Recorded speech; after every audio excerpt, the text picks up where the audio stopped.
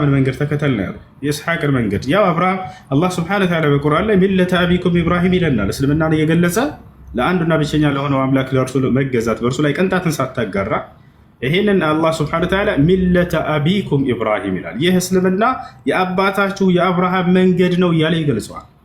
ቁል ሰደቀላህ ፈተቢዑ ሚለተ ኢብራሂም ሐኒፋ የአብርሃምን መንገድ ተከተሉ እያለ ያዘናል።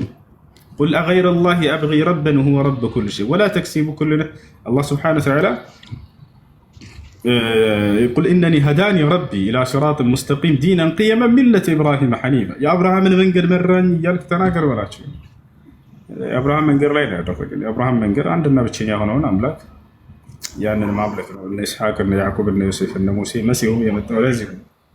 ይሄን መንገድ ነው ባጭሩ የምንሰብካቸው፣ ወደዚህ መንገድ ነው የምንጠራቸው። እግዚአብሔር ይባርክ ማለት ደስ ብሎኛል በጣም ያለው እንትን ግን እስቲ አንድ ልጨምር ማለት እንትኑ ምንድነው ለምሳሌ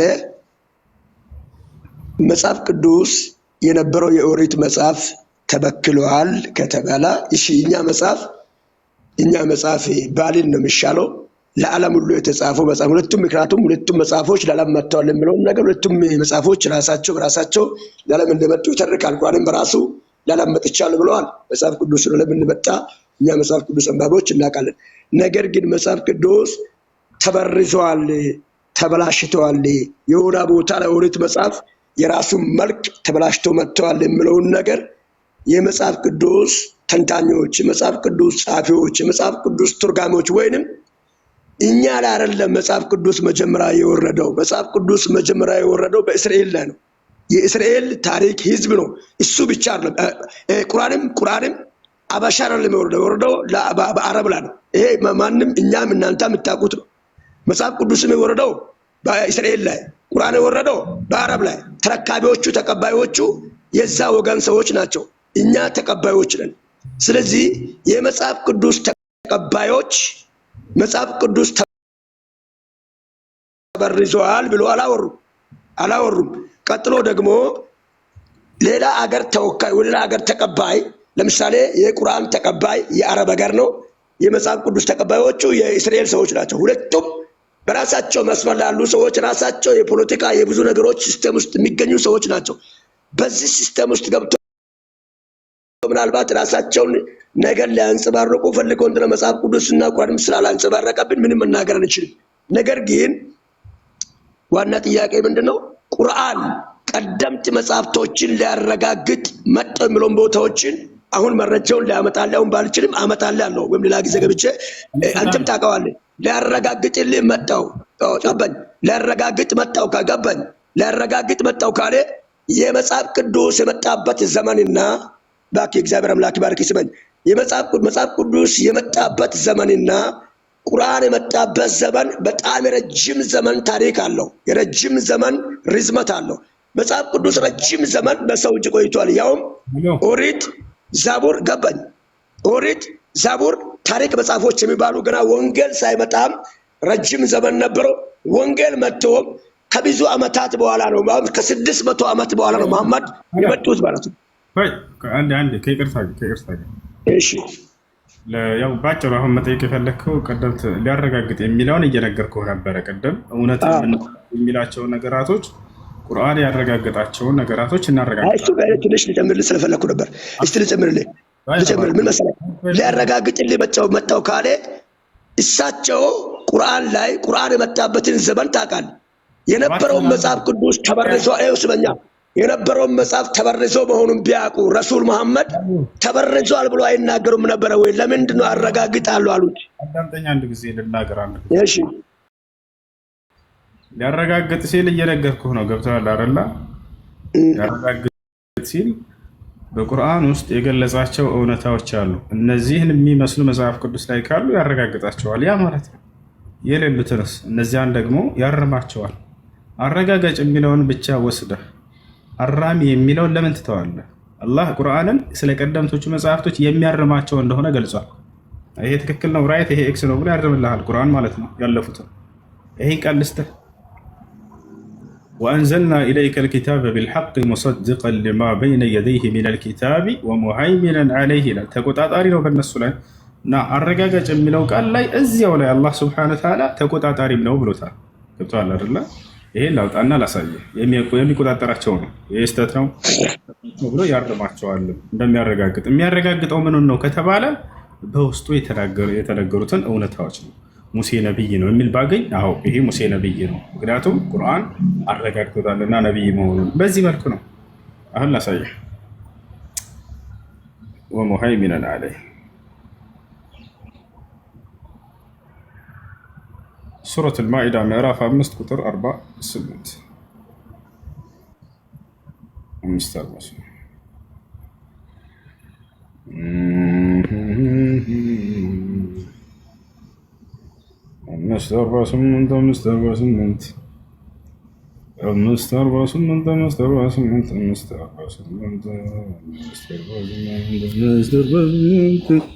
እሺ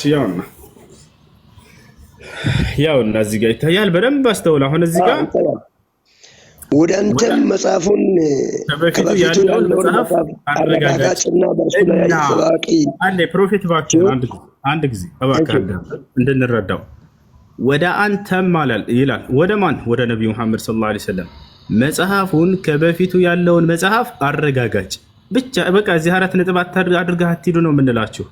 አረጋጋጭ እንደሆነ ሁሉ ይሄ ቁርአን ምንድነው?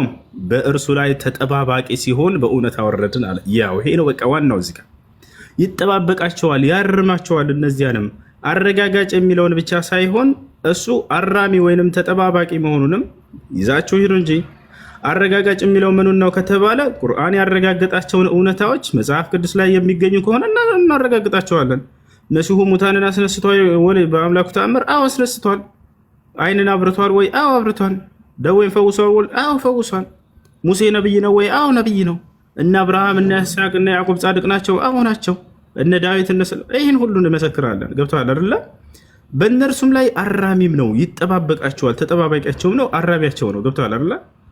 ይህ ነው። ስለዚህ ቁርአን አረጋጋጭ ሲል ምን ለማለት ነው ከተባለ በውስጡ የተነገሩ እውነታዎችን እዚያም ጋር ብናገኛቸው እነዚያን አሁን እውነት ናቸው እነዚህ ብለን እናምናለን።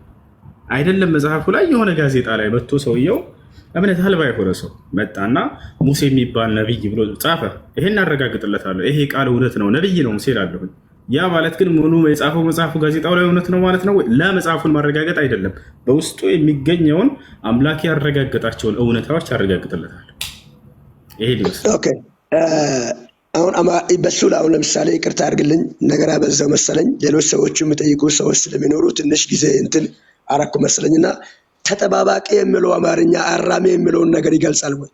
መጠባበቅ ማለት ቀደምት የነበረው ነገር የሆነ ነገር እንዳይሆን እንዳታበላሸው እያለ ማስጠንቀቂያ እየሰጠ እንትን እንደሚያደርግ ማለት ነው። ስለዚህ ምሳሌ ሊሰጥህ ነው፣ ራሱ ምሳሌ ይሰጣል ቁርአን ከሚጠባበቃቸው መካከል የሚያርማቸው ስህተቱን እና እውነቱን የሚገለጸበት አዎ አለ። ለምሳሌ ሰለሞን አምላኩን ክዶ እንደነበር ይናገራል አይደለም?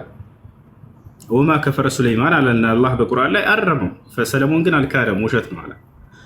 ለእስራኤላውያኖች ከወርቅና ከብር ዕቃ አቅልጦ ወይፈን ወይንም ጥጃ አምላክ ብሎ ሰርቶ የሰጣቸው ማን ነው? እንደ መጽሐፍ ቅዱስ ፕሮፌት ሃሩን ነው አይደለ? አየሁ አይደለ? ሃሩን ነው ብሎ መሰከረ። ነብዩላህ ሃሩን ያንን ጥጃ ወይፈን የሰራው እሱ ነው ብሎ መጽሐፍ ቅዱስ ይናገራል። የሚገርማችሁ አላህ ይሄን ቁርአን ላይ አረመው። ማን ነው አለ? ሃሩን አይደለም አለ፣ ሳሚሪይ ነው አለ። ሌላ አካል እንደሆነ ገለጸ። ሳሚሪይ ነው። ፈአضلهم ሳሚሪ ሳምራዊውም ማጠመማቸው፣ አሳታቸው የወይፈኑን ጣዖት ሰርቶ ይላል። አየህ፣ እንዲህ አይነቶቹን ስህተቶች ያርምልሃል ቁርአን። ሎጥ ከሴት ልጆች ጋር ወሲብ አድርጎ አስረግዞ አስወልዷቸዋል አይደለ? እንደ መጽሐፍ ቅዱስ ይህን ውሸት ነው። በቁርአን ላይ አላህ ሱብሓነሁ ወተዓላ ነቢያቶች በፍጹም ከዚህ አይነት ቆሻሻ የጸዱ ናቸው ብሎ ዳዊት ነብይ ነው አይደል? እንደ መጽሐፍ ቅዱስ ቁርአን ላይ ነብይ ነው። ይሄ ነብይ እንደ መጽሐፍ ቅዱስ የኦሪዮን ሚስት ደፍሯታል አይደል? አስረግዟታል፣ አስወልዷታል፣ ኦሪዮንም አስገድሎታል አይደል? ይሄ ቁርአን ላይ አላህ ሱብሓነሁ ወተዓላ በፍጹም ከዚህ የነጹና የጸዱ መሆናቸውን ነቢያቶችን ይናገራል። ያዕቆብ ከኢስሐቅ አባቱ ኢስሐቅ አያይም ነበር፣ አይኑ እውር ነበረ። ከኢሳው የኢሳውን በረከት ሰርቆ በረከቱን አጭበርብሮ ከያዕቆብ ሰርቆታል አይደለ? አላህ ግን በቁርአን ላይ በፍጹም እኔ ራሴ ነኝ የባረኳቸው እኔ ነኝ የመረጥኳቸው እያለ ይናገራል። ሰርቆ ወሰደ በረከትን ተብሎ ነብያት አይገለጹም። ሌላም ጉድ ልሰጣችሁ እችላለሁ። እነዚህን ሁሉ አላህ ሱብሓነሁ ወተዓላ ስህተት አሁን አንተን አድንቄያለሁና በእርግጥ ልቋጭልህ አንድ ጊዜ። ስለዚህ ቁርአን እውነቶቹን ያረጋግጣል፣ ውሸቶችን ሐሰቶችን ደግሞ ያርማቸዋል። እነዚህ ስህተት ናቸው፣ እነዚህ እውነት ናቸው ብሎ የሚያረጋግጥ እንጂ እነሱ ምን ያደርጋሉ? ግንዛቤያቸው የሚያረጋግጥ የሚለውን ይወስዱና አሃ መጽሐፋችንን አረጋግጦልናል። ለአንድ አይደለም አራሚ መሆኑን ያረመው የሚለውን በዛው ባለውበት ቤተክርስቲያን ላይ አስተማሪ ነኝ፣ አገልጋይ ነኝ። ለአንድ ነገር ልጠይቄ። አሁን ዝም ብዬ ሲያስብ ለምሳሌ እኛ መጽሐፍ ቅዱስ ስናገር የመጽሐፍ ቅዱስ ጸሐፊዎች 40 ሰዎች እንደሆኑ ከ1500 ዓመት በላይ መጽሐፍ ቅዱስ እየተጻፈ እንደቆየ የታሪክ መጽሐፎች ያነባሉ ወይም መጽሐፍ ቅዱስ አዋቂዎች ያብራራል።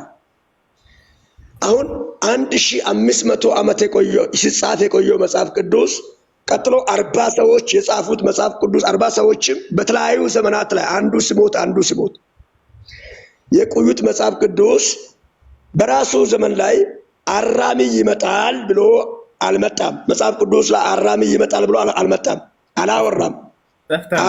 አራሚ ይመጣል አላለም። ቀጥሎም ደግሞ ፕሮፌት ኦሪት ጠፍቷል። እሺ የለም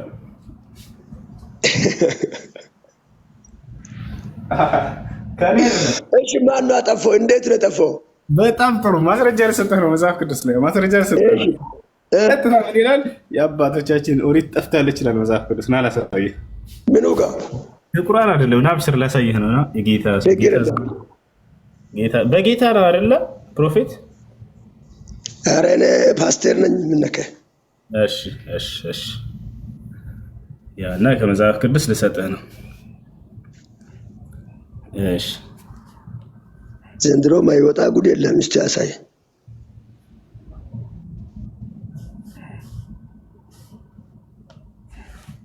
ያና ምን ይላል እዚህ ጋር? እኔ ግን የልዑልን መንገድ እጠይቅ ዘንድ አልወደድኩም፣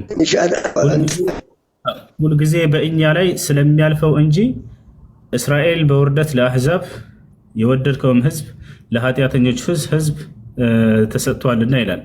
የአባቶቻችንም ኦሪት ጠፍታለችና በውስጧም የተጻፈው ቃል ኪዳን የለምና። ያሰላ ኦሪት ጠፍታለች፣ የአባቶቻችን ኦሪት ጠፍታለች። እንደዛ ለመረዳት አለብኝ። እንደዛ ጠፍታል የምለው ቃል በቃል ቃሉ ጭራሽ ጠፍቷል የምለው ቃል ሳይሆን ህዝቡ በልቡ የእግዚአብሔርን ቃል መያዝ እንዳላዘው ነው የሚተረጉመው። ቅዱስን ስናነበው ነው ተረጉመው እንደዚህ ነው። አንተ ተረጉመው ፊዚካል ጭራሽ ነው የለም ነው የለም ነው። ኦሪቱ ጠፍቷል ነው የሚለው ህዝቡ ኦሪት ነው እንዴ? የአባቶቻችን ኦሪት ጠፍታለች እያለ ነው።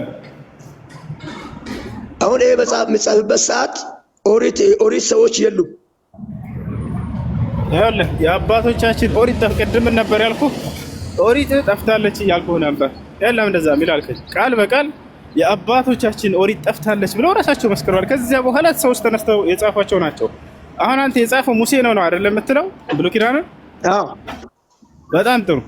መጽሐፍ ቅዱስ ይዘዋል አለ? አዎ። እሺ ኦሪት ዘዳግም ምዕራፍ አንድ ያወጣልሃለሁ። ኦሪት ዘዳግም አይጣልኝ አንድ ጊዜ ኦሪት ዘዳግም ቦታውን ንገረኝ፣ እኔ ላነብልህ እነግርሃለሁ። አንድ ከይቅርታ ጋር አዛል አድርሽ። ችግር የለም ተመችተኛል። እሺ ፕሮፌት አንተ ጋር ቀጣይነት አለ። እሺ ችግር የለም። የሰውየው ግን አልተመለሰም እስካሁን። ያ የቀደሙ አላሁ አክበር አላሁ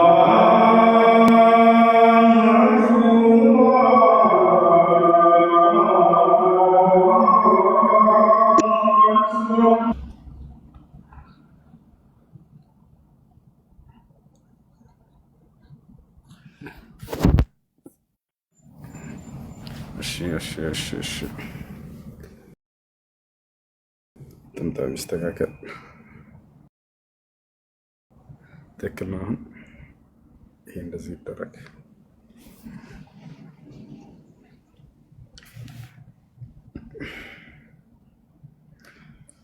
እሺ አሁን የት እንሄዳለን መሰለህ? ኦሪት ዘዳግም ምዕራፍ 34 ቁጥር 5 ጋር ጀምረህ አንብበውና ይህን ቃል ማን 34 ስንት? ኦሪት ዘዳግም ምዕራፍ 34 ቁጥር 5። ኦኬ። የእግዚአብሔር ባሪያ ሙሴም እንደ እግዚአብሔር ቃል በዛው በሞዓብ ምድር ሞተ። በቤተፋገርም ማን ይሄን የጻፈው? ሙሴ ነው አይደል? ይሄ መጽሐፍ የጻፈው ቅድም ብለኸኛል። ሙሴ እንደሞተ ሙሴ እየጻፈ ነው። ሙሴ እንደሞተ ይህን ስፍራ መጽሐፍ ቅዱስ አዋቂዎች ሌላ ሰው እንደጻፈ ይናገራል። ከዚች ምዕራፍ ቀጥሎ ያለውን ኢያሱ ጽፏል የሚሉ አመለካከቶችም አሉ። ሌሎችም ሰዎች ጽፏል የሚሉ አመለካከት አላቸው። እዚህ ቦታ ሙሴ እንደጻፈ እንደሞተ እሺ። ስለዚህ ይሄን ቃል ሙሴ አልጻፈውም ማለት ነው አይደል? ሙሴ እንደሞተ የጻፈው ሌላ ሰው ነው። ኦኬ። ስለዚህ ሙሴ አልጻፈውም። ይሄን ቃል ከሙሴ ውጭ ነው የጻፈው። አመሰግናለሁ። ሁለተኛ አሁን ያነሳኸው አለ ኢያሱ መጽሐፈ ኢያሱን ኢያሱ ነው አይደል የጻፈው? እሱ እንዳልጻፈው ደግሞ ላሳየህ። እሱ ነው የምነግርህን ምዕራፍና ቁጥር አውጣልኝ። እሺ ምን ነግረህን? አብሽር። አንድ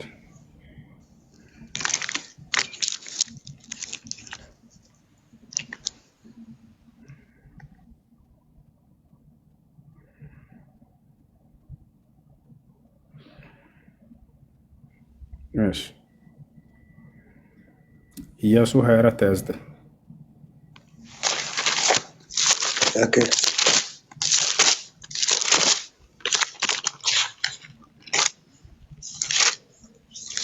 ኢያሱ 24:29 ሶሪ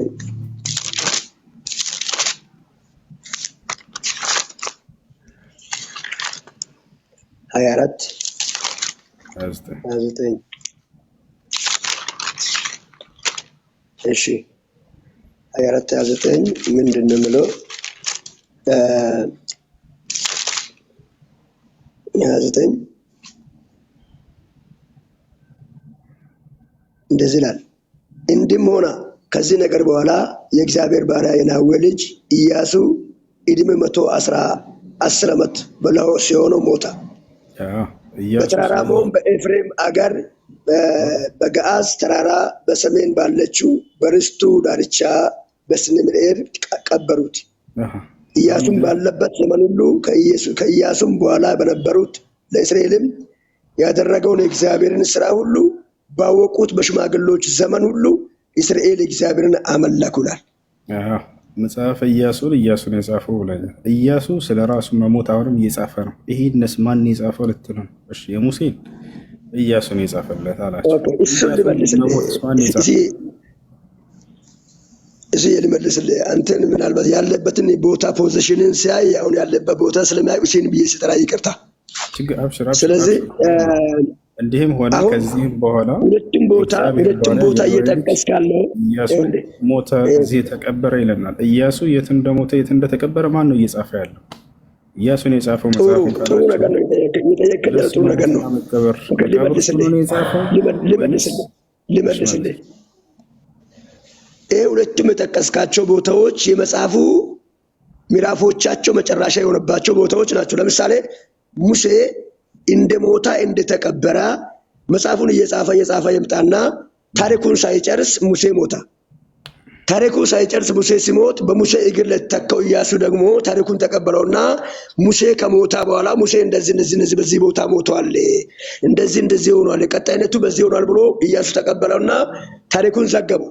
ቀጥሎውንም እዚህ ቦታ ላይ የምናገረው እንደም ገብቶ ከሆነ የምናገረው ከኢያሱ በኋላ ሽማግሎች እንዳሉም በምዕራፉ ላይ ይናገራል። ኢያሱ ቀጣይነቱን ለሰዎች ሳያስረክብ የሞታ ነቢይ መሆኑን መጽሐፍ ቅዱስ ይናገራል። በይዘው ኢያሱ መጽሐፍ ቅዱስ ለነቢይ አይልም። መጽሐፍ ቅዱስ ሰው ንጉስ ነው፣ እሱ ነቢይ አይልም።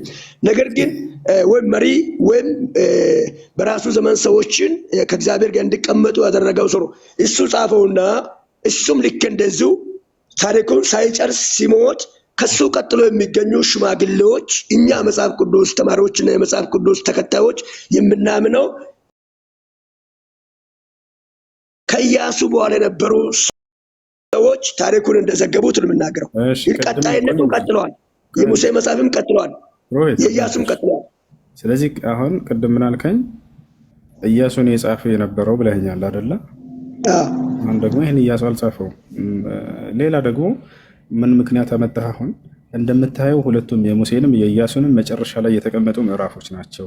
ታሪኩን እነሱ ሙሴም ኢያሱም ጽፈው ከጨረሱ በኋላ ሌላ ሰው ነው መጨረሻ ላይ መዝጊያ ላይ የጻፋቸው። ይህን የሚያሳየው መጨረሻ ላይ መጻፋቸው ይህን ያሳያል አልከኝ። እንደሱ ከሆነ ደግሞ አንደኛ ሳሙኤል ምዕራፍ 25 ቁጥር 1 ናውጣ። የመጨረሻው ምዕራፍ አይደለም ይሄ፣ መካከል ላይ ነው የምሰጠህ። አይ አንደኛ ሳሙኤል ምዕራፍ 25 ቁጥር 1 ሳሙኤል ስለ ሳሙኤል መሞት ራሱ ሊጽፍልን ነው። እንዳለ የመጽሐፍ ቅዱስ ጸሐፊያን ሙተው ነው ወይ የጻፉት? አልጻፉትም። ነቢያት ጽፈዋል አትበሉ፣ አልጻፉም። እነዚህ ጸሐፊዎች አልጻፉም። እንዳለው እንደ ሞቱ ይናገራሉ ራሳቸው። ሙተው እንዴት ነው የጻፉት? አንደኛ ሳሙኤል አውጡ። እሱ ጥያቄ ቀላል ጥያቄ ነው። ቅድም እኮ ብያለሁ። አሁን ትንሽ ጊዜ ስጠኝ። ምንድነው ያነሳው ሀሳብ አለ? ፕሮፌት አዳምጥ። ያነሳው ሀሳብ ምንድነው? እንደምታየው መጨረሻ ላይ ነው እነዚህ ሞተ የሚለው የሚገኙት። የሚያሳየው ከእነሱ በኋላ እነሱ ጽፈው ጨርሰው ከዚያ በኋላ ስለተጻፈ ነው። ከዚያ በኋላ የሌለው ለዚህ ነው ብለኸኛል። አሁን ደግሞ መካከል ላይ ልሰጥህ ነው። አንድ መጽሐፍ ከጻፉ አካሎች መካከል ላይ ቢሆን ችግር የለም። እሺ፣ አንደኛ ሳሙኤል ምዕራፍ 25 ቁጥር 1 ደርሼዋለሁ። አንደኛ ሳሙኤል ምዕራፍ 25 ቁጥር 1 እንግዲህ የመጨረሻው ምዕራፍ አይደለም። ሳሙኤል 27 ድረስ ነው ያለው። አንደኛ ሳሙኤል ምዕራፍ 25 ጥሩ። አንደኛ ሳሙኤል 25 ደርሻለሁ። ቁጥር ስንት? ቁጥር 1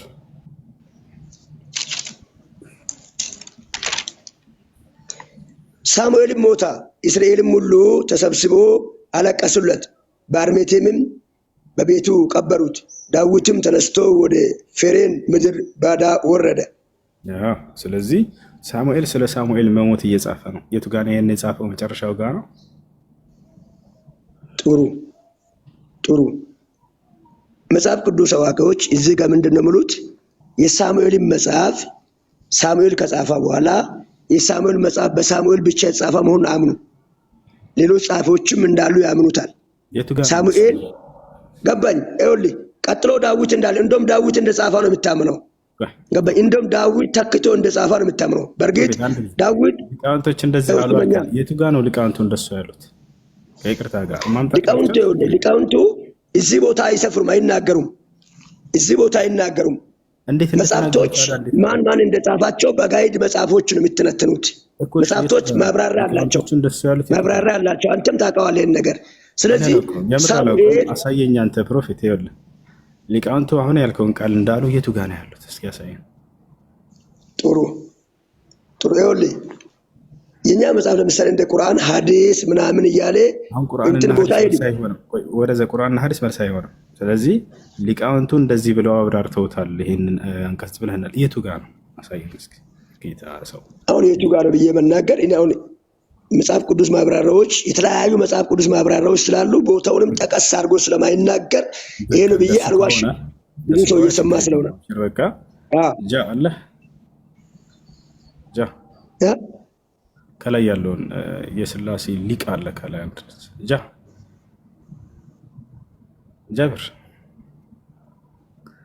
ጃብር አሎ ጃብር የምታድርገው ተኝቷል መሰል ጾመኛ ነው። እሱን ያስገባኝና ቢላል አሉ ቢላል እሱን ያስገባኝ። አሁን አልተኛም። እኔ አንድ ጥያቄ አለኝ ከመሄድ በፊት እሱ ምን አልከኝ? ካም ልታደርግ ነው? ሰላት ደርሷል ገና 5 ደቂቃ 6 ደቂቃ ምን ነበር? ፕሮፌት አብዲ እንትን ነው ሂ ክሌም ቱ ቢ ሙርተድ እና ምናልባት ያወቅኩ አልመሰለኝም እና ትንሽ ለምን ከኢስላም እንደወጣ ቢነግረን ችግር የለውም። በኋላ አሁን ስመለስ ፕሮግራም እንይዘለትና ሰግጄ ይቀጥላል። ያኛው ዛህራ አለሽ? ዛህራና ቢላል ካላችሁ ፕሮፌትን አዋሩት። አንዳንድ ጥያቄዎች ምናምን አንሱና ርዕስ ይዛችሁ አውሩ። እኔ መስጅድ ነኝ ያለሁት፣ እናንተ ቀጥሉ። ፕሮፌት ከእነሱ ጋር ቀጥልሽ። ይቅርታ ኦኬ ችግር የለም። እሺ ሰላም አለይኩም ሁላችሁም ሰላም ብያለሁኝና መሐመድ ከላይ የምታዩትና ጃቢርን ፎሎ አድርጉት 5300 ሰዎች ሁላችሁም። እና ፕሮፌት ቅድም አንስታ ስታወራ ለነበረው ነገር ማስረጃ ነው የምጠይቅ። ማለት ቅድም ሙሴ እንትን ሲያሙስ ሲሞት እሱ ነው የጻፈው ምናምን እንደዘጋ ኢያሱ እሱ ነው የጻፈው ምናምን እያልክ የሞቱበትን ነገራቶች እያወራህ ነበርና ላወራኸው ሁሉ ማስረጃ ስተን እስኪ ምኑን ማስረጃ የሚሰጠው? ምክንያቱም ለምሳሌ ሙሴ ሲሞት የሙሴን ኦሪት መጨረሻ ላይ ዘዳግምን የጻፈው እንትና ነው ብለሃል። ማን ከሙሴ በኋላ ያለው ነብይ ነው የጻፈው ወይም ደግሞ ንጉስ ነው የጻፈው ብለህ ተናግረሃል። ግልጽ ነው። ስለዚህ ለዛ ማስረጃ ማቅረብ አለብህ ለምትናገረው ንግግር እያንዳንዱ ነገርና እስኪ ማስረጃ ስጠና በማስረጃ እንቀጥል። ይኸውልሽ ማስረጃነቱ ራሱ እኮ ይናገረዋል። እኔ ይኸውልሽ መጽሐፍ ቅዱስ ሲናገር የመጽሐፍ ቅዱስ እንትኖች መጽሐፍ ቅዱስ ተንታኞችን ቢሆን መጽሐፍ ቅዱስ ራሱ ቀጣይነት አለው። ለምሳሌ ከሙሴ ጋራ ኢያሱ ነበር። ስምኛ አሁን እንደ እሱ ረጋ ባይሆን እንጂ ምንድነው ያሳየኸኝ አሁን ቅድምም ስለነገርከው ለሱ እሱን ሰምተናል እናመሰግናለን። ግን አሁን ያንን ነገር አንተ በማስረጃ አሳየንና ከዛ በኋላ ተከተላለህ። ምክንያቱም ቅድም እኮ ስታወራ ይሄንን ሰምተናል። የሰማነውን ከምትደግምልን ማስረጃ አስደግፈህ እንድትደግምልን አንድ ነገር ገብተሻል። ማስረጃ የምለው ነገር እኮ ማስረጃው ራሱ መጽሐፍ ቅዱስ ላይ እኛ መጽሐፍ ቅዱስ ላይ እንትና እዛ ጋር ጻፈ ምሮ እናገኝ የለም መጽሐፍ ቅዱስ ላይ ታገኝ አለ ፕሮፌት በቃ ይኸውልሽ ዛራ ይሄን ማስረጃውን በቃ እንለፈው ማምጣት አይችልም። እሱም እንዳለው ከሆነ ቅድም አሁን ላመጣላችሁ አልችልም ብሏል። ስለዚህ ስለ ስላሴ ምናምን ባለው ዙሪያ የሆነ እንትናሽና አውሩ ጠቃሚ የሆኑ ነገራቶችን አስጨብጫቸው አለች። በረከባል መርሐባሽ። እሺ ስለ ስላሴ እናውራ ፕሮፌት።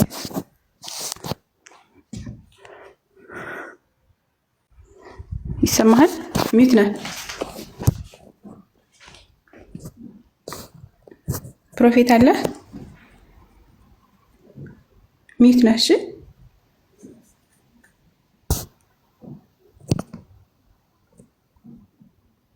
ይሰማሃል?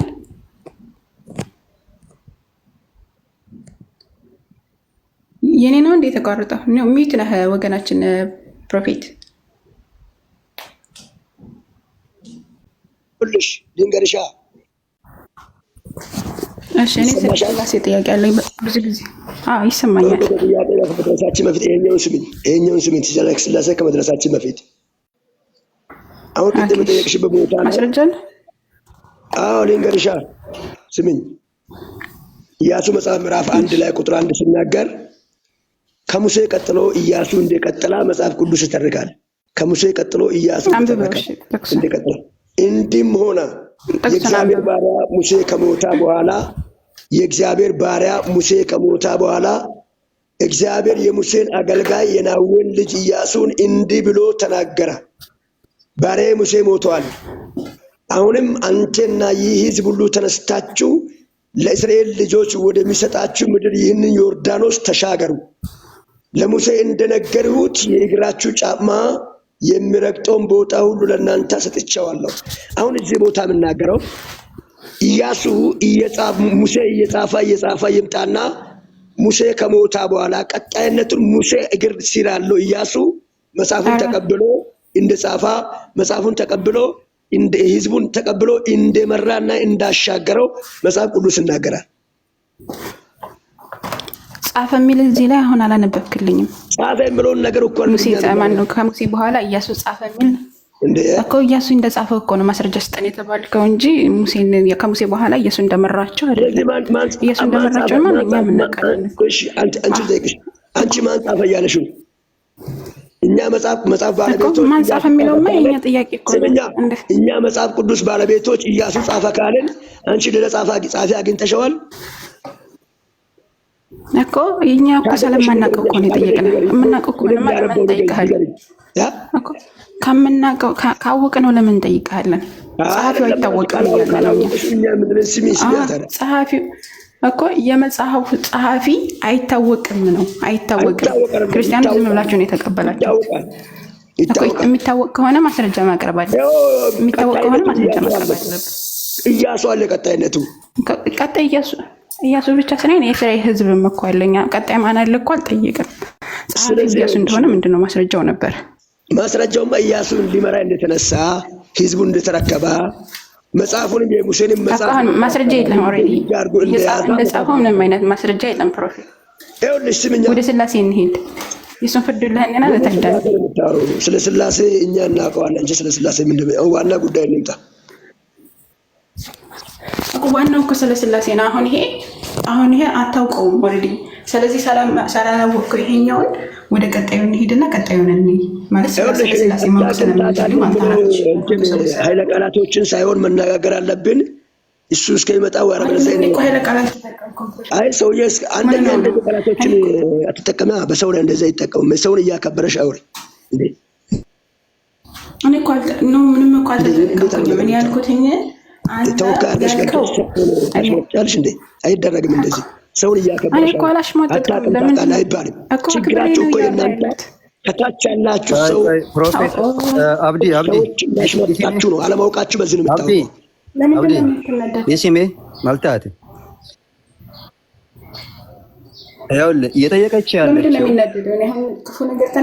እየጠየቀች ያለችው በነገራችን ላይ ትልቅ ፓስተር ነው። በሜንስትሪም ሚዲያ ላይ ሶፎኒያስ ላይም ቀርቦ 30 ጁስ ቁርአን በተመለከተ ሲያወራ ነበርና በኋላ ሁሴን ሲመጣ ይሄ በደንብ መጠየቅ አለበት። አይ እኔ የምጠይቅህ ፕሮፌት ኢያሱ ማን ነው ግን? ስለ ኢያሱ ወልደ ዘነ ነዌን ልትነግረን ትችላለህ? ማን ነው ኢያሱ? አንሚዩት አድርጉት። ሚዩት ያደረጋችሁ ሰዎች ግን እንትን ቢላል ሁሴን ሲመጣ ይሄንን ጠይቆት ማለት ነው። ከዛ በኋላ ወደ ቀጣዩ ብንሄድ ይሻላል ብዬ አስባለሁ ኢንሻአላህ። አይ ዋናው ነው እንዴት ዋናው ስለ ሳይናደድ ስክሪፕቸር ጋር ይሄ ማኑስክሪፕት ጋር በተያያዘ ብቃቱ ካለው ችግር የለውም። በማንኛውም ሰዓት መምጣት ይችላል። ዋናው የድህነት ጉዳይ ላይ ማውራት ከቻለ ስለ ድህነት ማለት ነው። በዛ ላይ ሁሴን ሲመጣ እናወራለን። አሁን ግን የኢያሱን ማንነት እንዲነግረን ነው ሁሴን ሲመጣ።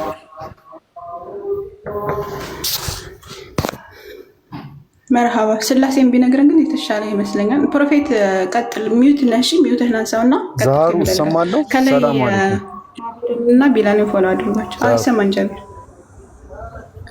ይሰማል ጃቢር? ስለ ኢየሱስ ብናወራው አሪፍ ነው። ትንሽ እኔ ስለ ኢየሱስ ጥያቄ ነበረኝ። ፍቃዱ ከሆነ ስለ ኢየሱስ ወንድሜ ይኸውልህ አንድ ነገር ልንገርህ። አሁን ከእናንተ ጋር ልስማማ አይደለም እኔ ለምን መስላችሁ ማለት ማስማማበት ምክንያት እናንተ አንደኛ ስለ እንደ ሁሴን ረጋ ብላችሁ አታውሩም። ሁለተኛ ደግሞ አንድ ርዕስ ላይ ረጅም ጊዜ ውስጣችሁ መነጋገር አትችሉም። ቀጥሎ ደግሞ 15 ቦታ ነው የምትረጉት። አብዲ ተረጋጋ። ይሄን ሳይኮሎጂ ተው። ሳይኮሎጂ ተውና ቆይ ይኸውልህ ፕሮፌት አብዲ እየሰማሁ ነኝ ዮ ጋፊ ቀብዳ ጥያቄህን መጠየቅ ትችላለህ፣ ይመለስልሃል። እኛ ስንጠይቅህ ደግሞ አንተ ፓስተር ነህ አይደለ? የፈለግከውን እመልስልሃለሁ፣ ችግር የለም። አዎ። ስለዚህ አሁን ምን ማድረግ አለብን መሰለህ? የምንጠይቀውን ጥያቄ መመለስ ከቻልክ ትመልሳለህ ስንልህ እያሽሟጠጥን አይደለም። መመለስ ከቻልክ ማለት ጊዜው ካለ ጊዜው ካለ ማቸኩል ከሆነ መመለስ ትችላለህ። አይ ጊዜ የለኝም የምትል ከሆነ በቀጠሮ መምጣት እንችላለን። ለጊዜው ግን አሁን ስለ ኢየሱስ ክርስቶስ እናውራ ወይስ ስለ ስላሴ እናውራ ነው እያልን ያለ ነው። ስለማን ብናውራ ይሻላል? አንተ ስለተመቸህ። እኔ ግን ስለ መጽሐፍት ብናውራ ይሻላል።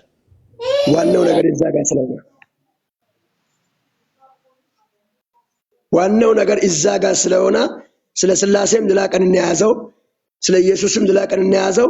ዋናው ስለ ስላሴም ስለ ኢየሱስም የምናገሩ መጽሐፍቶች ስለሆኑ መጽሐፍ ዙሪያ እናውራ። ታምናለህ? ትቀበላለህ? ተስማምታለን። ችግር የለውም። እሺ በቃ ጥሩ እንቀጥል። በመካከል ድምጽ ገብቶብኝ ነው። ቀጥሉ። ስለ መጽሐፍት እናውራ ካለን እኔን ስበኝ። አሁን ስለ መጽሐፍት እናውራ ካልን ስላሴም ቢሆን የሚገኘው መጽሐፍ ውስጥ ነው። ኢየሱስም ቢሆን የሚገኘው መጽሐፍ ውስጥ ነው። ዓለምን እየመራ ያለው መጽሐፍ ሌሎች ሃይማኖቶች በአገር ላይ ብዙ ቢኖርም ዓለምን እየመራ ያለው መጽሐፍ ሁለት ነው። መጽሐፍ ቅዱስና ቁርአን። አሁን ወደ ሐሳቡን ንግባ ፕሮፌት እንዳይረግ። እሺ አሁን እስኪ ከኦሪት እንጀምርና የኦሪት ጸሐፊ ሙሴ እንደሆነ እስኪ ማስረጃ ስጠኝ። የኦሪት ጸሐፊ ሙሴ እንደሆነ ማስረጃ ስጠኝ። የኦሪት ጸሐፊ ሙሴ እንደሆነ ማስረጃ ስጠኝ እንዴ? አዎ ሙሴ እንደዚህ አለ፣ ሙሴ ኦሪትን ጻፈው ምናምን የሚል ሳይሆን ሙሴ ጻፍኩት ብሎ የተናገረ በመጀመሪያ መደብ ላይ ካለ ማስረጃ ስጠኝ። ሙሴ እንደ ጻፈው ራሱ የተናገረበትም ማለት ነው። ስለ ሙሴ ሌላ ሰው የሚተርከውን ሳይሆን በመጀመሪያ መደብ ራሱ የተናገረበት አለ። ሙሴ ኦሪትን ጻፍኩት ብሎ ከእግዚአብሔር ሰምቼ ጻፍኩ ብሎ የተናገረበት አለ።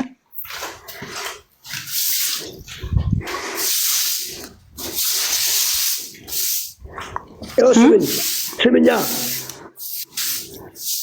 ምዕራፍ 19 ላይ ቁጥር 6 ላይ እንደዚህ የመሳሰሉ ሌሎችም ነገሮች አሉ። አሁን በእርግጥ በአጋጣሚ ስለገባው ቃል በቃል እንደዚህ ስምኛ ጠየቀሽኝ እኮ ምዕራፍና ቁጥር ነው የነገር እኮ አንብብልኝ። ምዕራፍና ቁጥር ተቀስና ምዕራፍ 19 ኦሪት ምን ዘጸአት ምዕራፉን ጥቀስ። 19 ኦኬ እሺ 19 ከቁጥር 7 ጀምሮ እሺ አንብቡ። ቀጥሎ ሌላ ቦታ ማሳይሻለሁ። ችግር የለውም። መጀመሪያ ያመጣኸው ማስረጃ አቅርብ። ሙሴም መጣ፣ የሕዝቡንም ሽማግሌዎች ጠርቶ እግዚአብሔር ያዘዘውን ይህንን ቃል ሁሉ በፊታቸው ተናገረ። ሕዝብም ሁሉ አንድ ሆኖ እግዚአብሔር ያለውን ሁሉ እናደርጋለን ብሎ መለሱ። ሙሴም የሕዝብን ቃል ወደ እግዚአብሔር አደረሰ።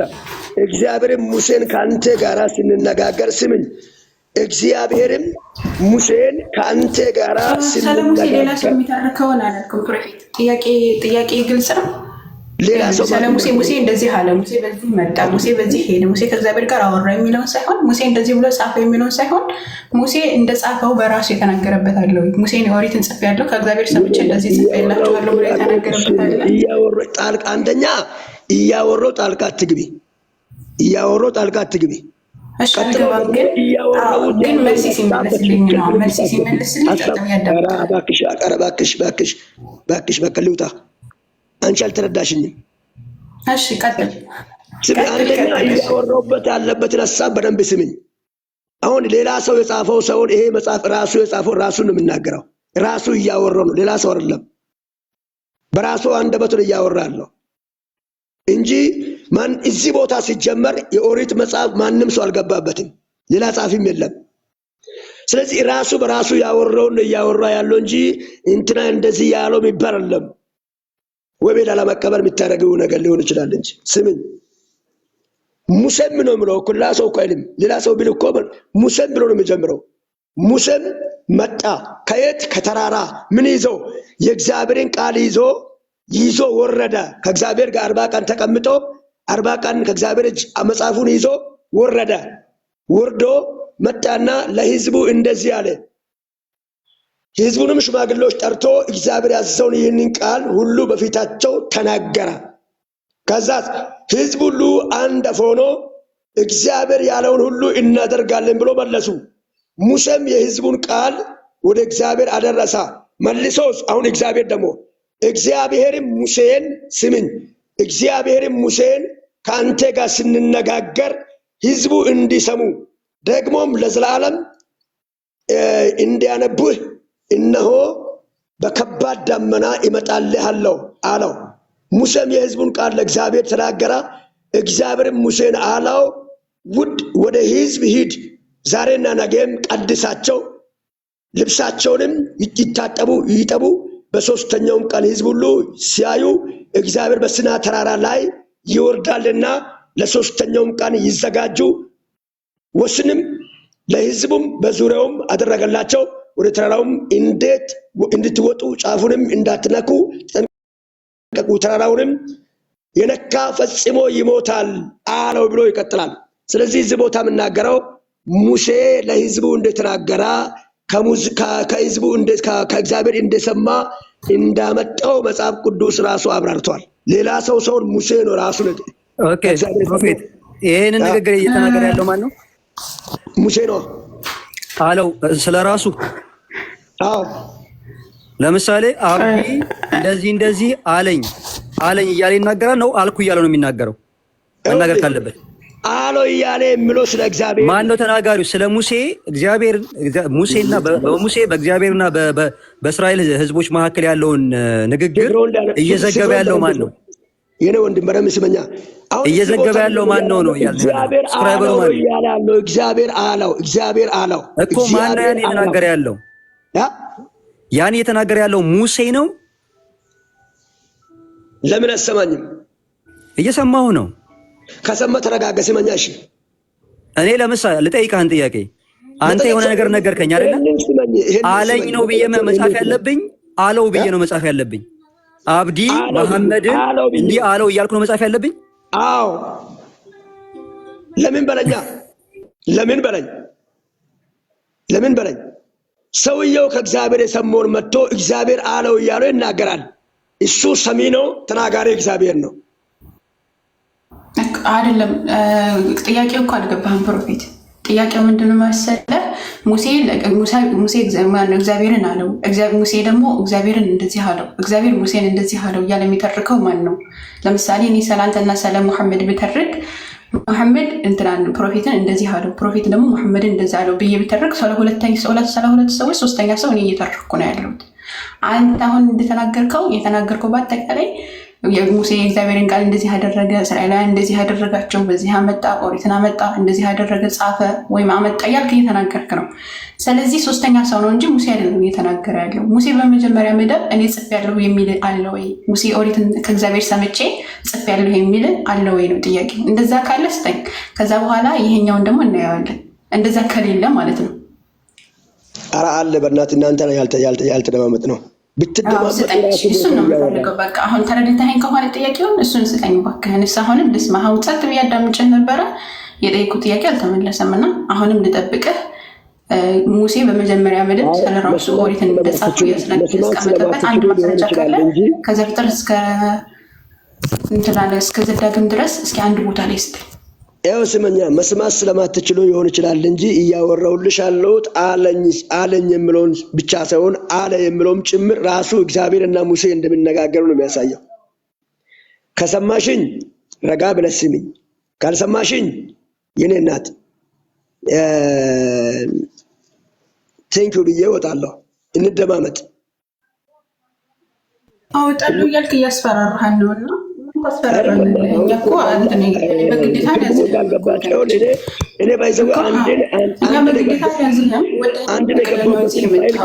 ስለዚህ መወያየት ከፈለግ በስነ ስርዓት እያወራህ ነው። ማንም የተናገረህ እና የዘለፈህ የለም። ጸጥ ብለን ራሱ አዳምጠን እስከምታነብ እስከምታስረዳ ጸጥ ብለን አዳምጠን። እንደውም አንተ ነህ ጣልቃ እየገባህ ያለው። አሁን ራሱ አንተ ጣልቃ እየገባህ ነው። እሺ አውሪሽ እኮ።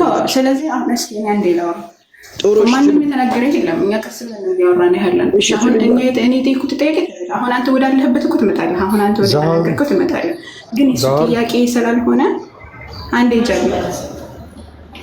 እሺ ምንድነው? እኔ ጥያቄ ስላልሆነ አሁን የጠየኩት ጥያቄ ሙሴ በመጀመሪያ መደብ ኦሪትን እንደጻፈ ወይም ደግሞ ጻፍኩት ብሎ የተናገረበት አለ ወይ?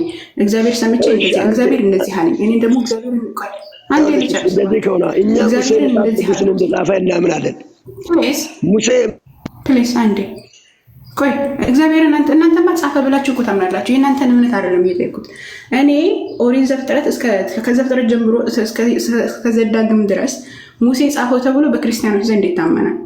ነገር ግን እዛው ባይብል ውስጥ ሙሴን እንደዚህ አለው፣ እግዚአብሔር ደግሞ ሙሴን እንደዚህ አለው እያለ ሶስተኛ ሰው ነው የሚተርከው። ሶስተኛ ሰው ከሚተርከው ውጪ በመጀመሪያ መደብ ኢየሱስ ማነው ሙሴና እግዚአብሔር ያወሩበትን እንደተናገረው ሁሉ በመጀመሪያ መደብ የተናገረበት አለው። ሙሴ ራሱ እግዚአብሔር እንደዚህ አለኝ፣ እግዚአብሔር ሙሴ ደግሞ እግዚአብሔር እንደዚህ አልኩት እያለ የተናገረበትኝ ከዛ በኋላ በመጀመሪያ መደብ ሙሴ ኦሪትን እንደዚህ ጻፍኩ እያለ የተናገረበት አለው። ጻፍኩ ራሱ ማለት ነው። ሙሴ ጻፈ የሚል ሶስተኛ ሰው ሳይሆን ራሱ ጻፈ የሚል አለው። የራሴ ጻፍኩ ብሎ በመጀመሪያ መደብ የተናገረበት አለው። ከዘፍጥረት እስከ ዘዳግም ድረስ። እስኪ እዚህ ላይ ማስረጃ ስጠኝ ነው ያልከው። ካለ ስጠኝ፣ ከሌለ ደግሞ ወደ ሁለተኛው እንሄዳለን። የመጀመሪያው ጥያቄ ግን ይመለስልኝ። አሁንም እጠብቅሃለሁኝ። ጥያቄን በደንብ ተረድተህ መልስልኝ።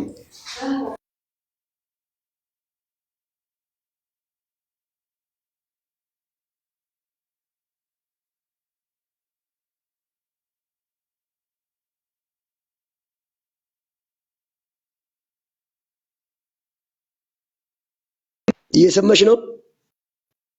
ሚዩት ነህ? ኧረ መልሻለሁ። ሙት ለምን ታደርጋላችሁ? ሙት ታደርጉት። እየሰማሽ ነው? ቀጥል። እየሰማሁ በይዘው ከላይ ያላችሁ አብዱልከሪምን፣ ጃቢርን፣ መሐመድን ፎሎ እያደረጋችሁ እሺ። 3600 ሰዎች ፎሎ አድርጓቸው። አዎ እየሰማሁ ነው። ፕሮፌት ጥያቄን ተረድተሃል ብዬ አስባለሁ። መልስልኝ። ይኸውልሽ ስሚኝ፣ አንደኛ ስፍራውን በደንብ አድርጌ እንዲገባሽ ሊያነብልሽ እያወራ ያለው ሌላ ሰው ሳይሆን ራሱ ሙሴ እግዚአብሔር ከሱ ጋር እንደተነጋገረ እግዚአብሔር እንደዚህ አለው እያለ ያወራል እንጂ ስለሰው አይደለም። ተናጋሪው እግዚአብሔር ነው። ለማ በሙሴ ላይ እግዚአብሔር ተናገረው። ሙሴ ደግሞ መጣና ለህዝቡ ሲናገር እግዚአብሔር እንደዚህ አለው ይላል እንጂ ስለ ሙሴ ሌላ ሰው እንደዚህ አለው አይደለም እያወራለ። በደንብ ስምኝ። ከተረተሽ ከሆነ ስፍራው የምናገረው ጻፉም ሙሴ ነው፣ አምጪውም ሙሴ ነው፣ ተናጋሪው ሙሴ ነው። የተናገረው ደግሞ እግዚአብሔር ነው። ከእግዚአብሔር የሰማውን ነገር መጥቶ ለሰው ሲናገር እግዚአብሔር እንደዚህ አለው እያለ ለሰው ያብራራል። እንደዚህ ተረጅኝ እንጂ እዚህ ቦታ ላይ ሙሴ እንዳልጻፈ የኦሪት መጽሐፍ እንደተጻፈው በሙሴ እንደተጻፈ እንኳን መጽሐፍ ቅዱስ ቁርአንም ጭምር ያብራራዋል። በሙሴ የወረደው ብሎ ነው ያብራራው። ስለዚህ ስመኛ ጣልቃት ስለ ቁርአን አታውራ እባክህ። ስለ ቁርአን አታውራ። ቁርአን ሳይሆን አሁን እዚህ ጋር ማስረጃ ቢሆን ቁርአን ሳይሆን መመለስ አልቻልክም። ከይቅርታ ዛህራ አብዲ ታጋድርግልኝና ዛህሮ አጠቃለውና ከዛ ቀጥሉ እናንተ። ምክንያቱም የጠየቁት ጥያቄ ሌላ እሱም የመልሰው ሌላ። አሁን እዚህ ጋር ቁርአን ላይ በመጀመሪያ አላህ ሱብሃነሁ ወተዓላ ያወረደው እንዳለ እናምናለን።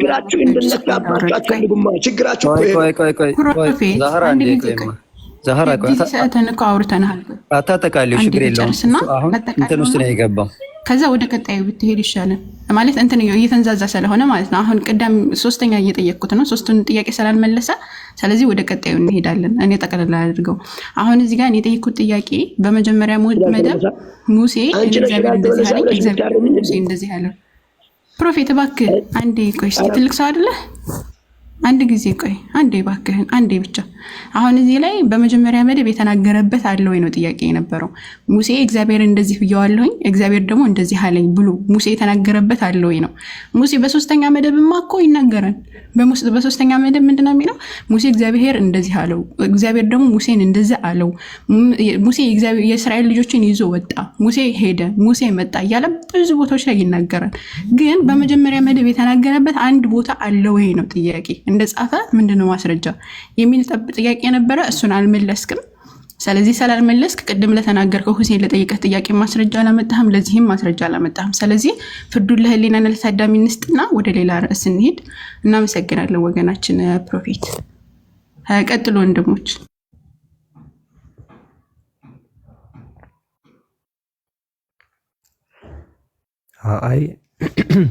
እኔ እንደ ሀሳብ ማንሳት ፈልገ ይሰማል? ፕሮፌት አብዲ ይሰማል? ሄሎ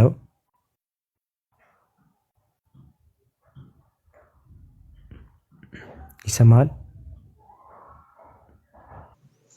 አሁን እነዚህ አምስቱ መጽሐፍቶች ፔንታተች የሚባሉት ዘፍጥረት፣ ዘጸአት፣ ዘሌዋውያን ምናምን የተባሉትን የጻፋቸው ሙሴ ነው ብለን የምታምነው? እነዚህ ራሳቸው መጽሐፎቹ ራሳቸው ፕሮፌት ይሰማል? ራሱን እነዚህ አምስቱን ጥቅሎች የጻፈው ሙሴ ነው ወይ? አማኞች መጽሐፍ ቅዱስን ኦሪትን መጽሐፍ የጻፈው ሙሴ መሆኑን እናምናለን። አኮ አምስቱን ፔንታተጆች ዘፍጥረት፣ ዘጸአት፣ ዘሌዋውያን፣ ዘዳግም፣ ዘሁልቁን የጻፈው ሙሴ ነው። ይሄን ጽሁፍ የጻፈው ሙሴ ነው ብላችሁ ብለህ ነው የምታምነው አይደል? አዎ እናምናለን። በቃ አሁን የዚህ ጽሁፍ ጸሐፊ ሙሴ ስለመሆኑ እስቲ መረጃ ስጠን። ይሄ ነው ባጭሩ፣ አጭር ጥያቄ። አይ ሙሴ ስለመሆኑ መረጃ ስጠን ሰው ሙሴ አለመሆኑ መረጃ አምጡልን። አይ ነው ያለ ሰው እኮ ነው ማስረጃ አይደለም። እኛ በራሳችን እንደ መጽሐፍ ቅዱስ አማኞች የክርስቲያን የሚለው ኦርቶዶክስንም ጭምር ካቶሊክንም ጭምር ፕሮቴስታንቶችንም ጭምር ሙሴን ብለን ደመደመን። እናንተ ሌላ አስረዱ። ቆይ መጀመሪያ ዝም ብለህ ተነስተህ እኮ ብድግ ብለህ ዛሃራን የጻፈችው ብለህ ደመደምን ብትል ዛሃራ ስለመጻፏ ምንድነው ማስረጃው እንላለን። ዝም ብሎ መደምደም እኮ አይቻልም። ሃይማኖት ላይ ድምዳሜ አይሰራም፣ ያለ ማስረጃ አይደመደምም። ስለዚህ አሁን አምስቱ ጥቅሎችን እነዚህ ፔንታቶቾችን የጻፊያቸው ሙሴ ነው ብለህ ተናገርክ። አሁን እነዚህ ጽሁፎች ጻፊያቸው ሙሴ ስለመሆኑ አሁን አንተ ማስረጃ ትሰጠናለህ። በቃ አንድ ጥቅስ እየሰጠህን እንመለከተዋለን። ያን እየከፈትኩልህ እንመለከተዋለን። አሁን ይሄ ዋና መከራከር የሚገባቸውን ጉዳዮች ስላልደሉ አሁን ያሳየሁት ምዕራፍ ራሱ ሙሴ እንደጻፈ ነው የሚያሳየው። ምዕራፍና ቁጥር ንገረኝ። አንብባ ራስሽ ላሳይክ እኮ ምዕራፍና ቁጥር ከፍቼ ነው ማሳየው። ምዕራፍና ቁጥር እሺ፣ ጥሩ ላሳይክ።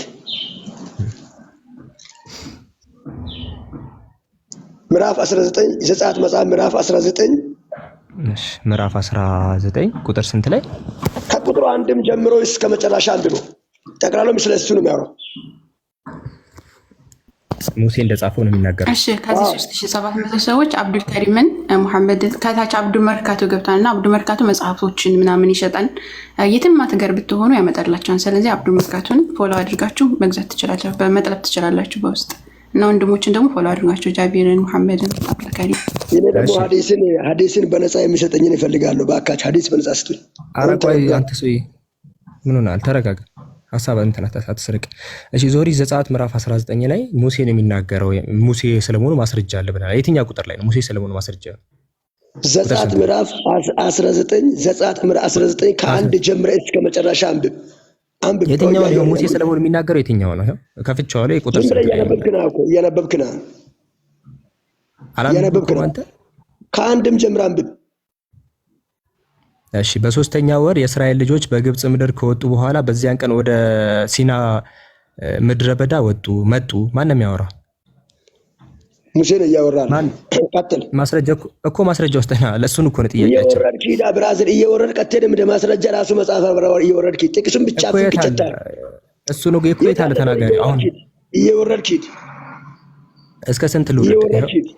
አቤት እንዴት እንደሚያነበው ነገር እኮ ተነስተው ወደ ሲና ምድረ በዳ መጡ። ታሪክ እየነገረን ነው። እንደዚህ መጡ። በዚያም ሰፈር ወደ እስራኤል በተራራው ፊት ሰፈረ። ሙሴም ወደ እግዚአብሔር ዘንድ መጣ። እግዚአብሔር በተራራው ጠርቶ አለው። ማንም ያወራው እዚህ ላይ ማንም ያወራው? ትናንትና አንድ ኡስታዝ ሲያስተምር ሰምቻለሁ። በዘመንም ስመኝ ከአንድ ጉድ ጋር ስትከራከሩ እናንተ ሙስሊሞች ለመከራከሪያ ሳይሆን ሐሳቡን ለመቀባበል ተነጋገሩ ብለዋል። ስለዚህ ሐሳቡን ለመቀበል ማስረጃውን እዚህ ጋር ማን ነው እያወራ ያለው? ከላይ ያለው ይሄው ከላይ ጀምሬ ከቁጥር 1 2ን ያልኩ ቀጠልኩኝ እስከ ቁጥር 3 አነብ። ሙሴንም ይተርከዋል ሰውየው። ሙሴም ወደ እግዚአብሔር ዘንድ መጣ።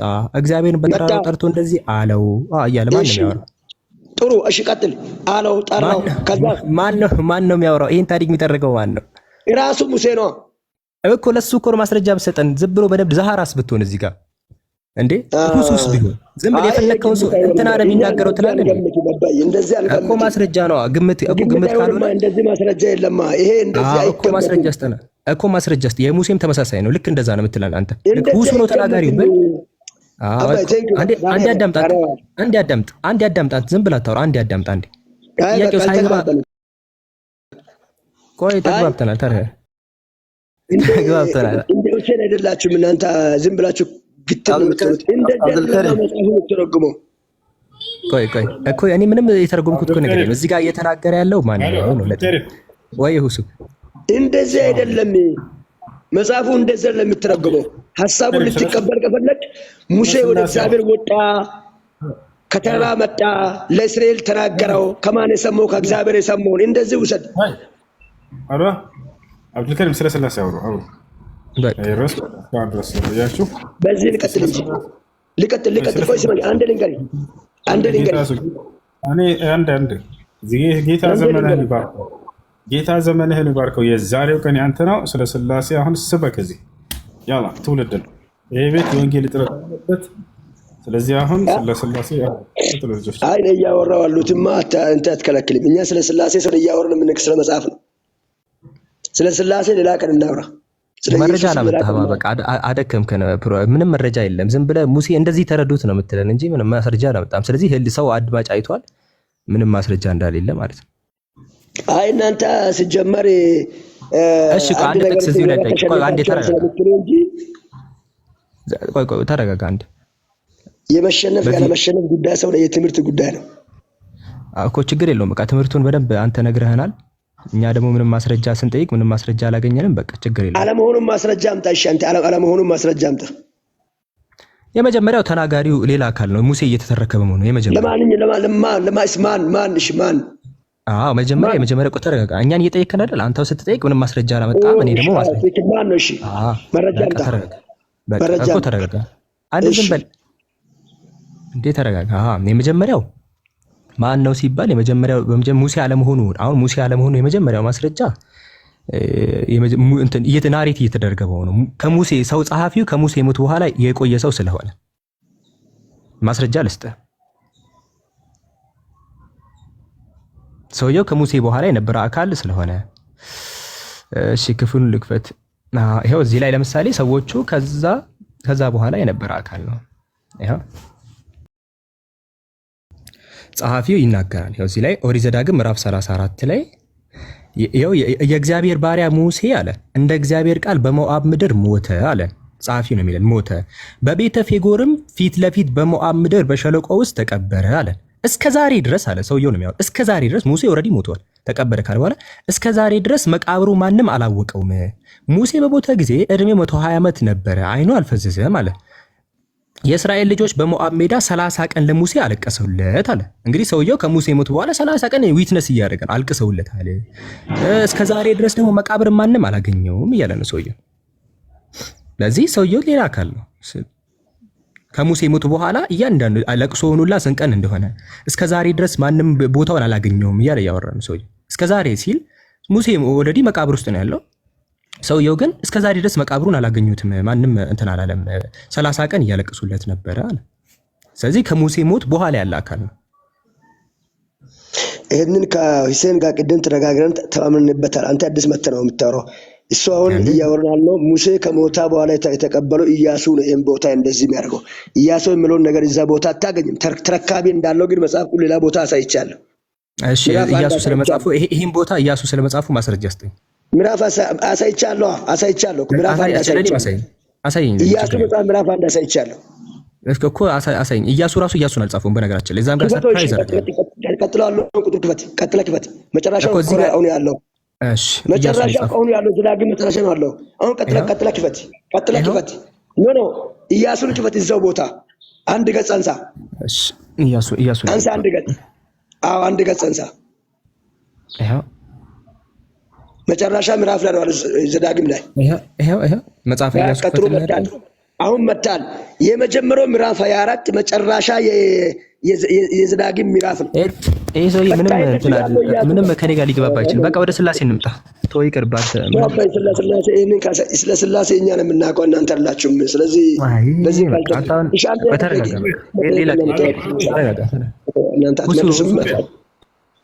አሎ ሰላም እንዴት ነህ ጸጋና ሰላም ይብዛልህ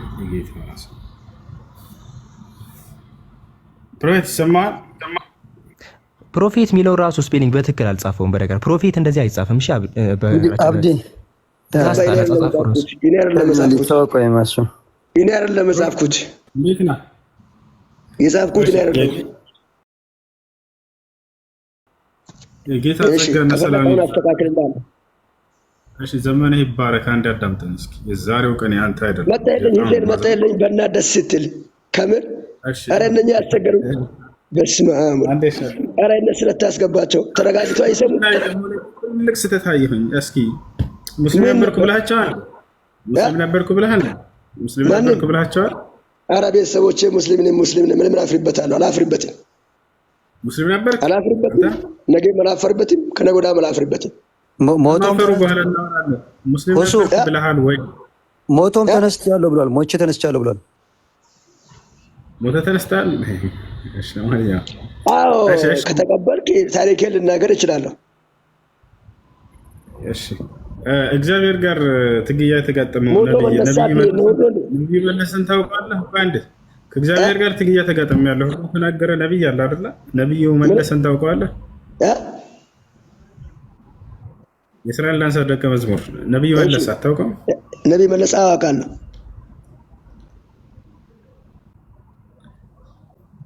አሎ አውቀዋለሁ። ነብይ መለስ ትክክለኛ ነብይ ነው ብለህ ታምናለህ? ሐሰተኛ ነብይ ነው? እኛ ጋር ነብይ የሚለውን ነገር ነቢያቶችን የምናስቀምጣቸው ደረጃዎች አሉ። መጽሐፍ ቅዱስ አማኞች ገበኛ ላስረዳክ አንዳንድ ጊዜ አንድ ሰው በነቢያት መንፈስ ተሹሞ ስነ ምግባር የሚባል ነገር አለ። ስነ ምግባር ጉድለቱንና የሰውየው ኦፊሱን ለይተን ማወቅ አለብን። ስነ ምግባሩን እጠላዋለሁ፣ የሚያወራቸውን ንግግር እጠላዋለሁ። እኔውን ለምሳሌ ባለፈው ኢንተርቪው ሲደረግ አንዳንድ ቃላቶችን በስሜታዊ ሆኜ አወራኋቸው አሉ። ገብቼም ኖ እስላም ወንድሞቼን በዚህ ነገር በድየዋለሁ። እኔ ላይ የደረሰብኝ ነገር ትክክለኛ ነው፣ ያለፍኩበትን ነው ያወራሁት።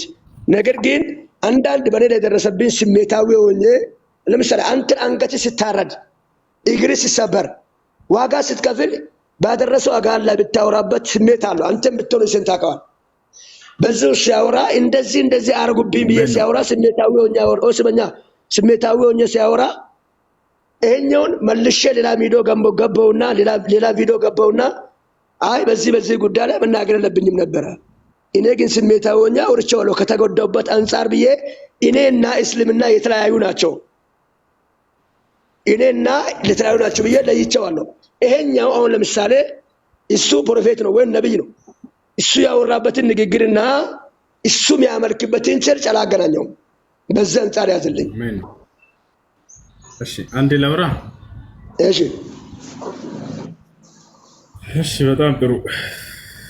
ኢየሱስ ክርስቶስ ለማን ነበር ሲጸልይ የነበረው? ወደ ማን ነበር? ወደ አብ ነው። አብ አምላኩ ነው ለኢየሱስ ክርስቶስ ይጸልያል። አብ አምላኩ ነው ለኢየሱስ ክርስቶስ ወይስ አይደለም? ማን? አብ ለኢየሱስ ክርስቶስ አምላኩ ነው አይደለም?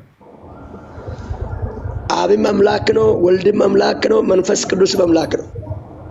አልጠየኩም። የኢየሱስ ክርስቶስ አምላክና አባት ይባረክ ይላል መጽሐፍ ቅዱስ ላይ። ማን ነው ኢየሱስ ይላል? አምላኩ ማን ነው?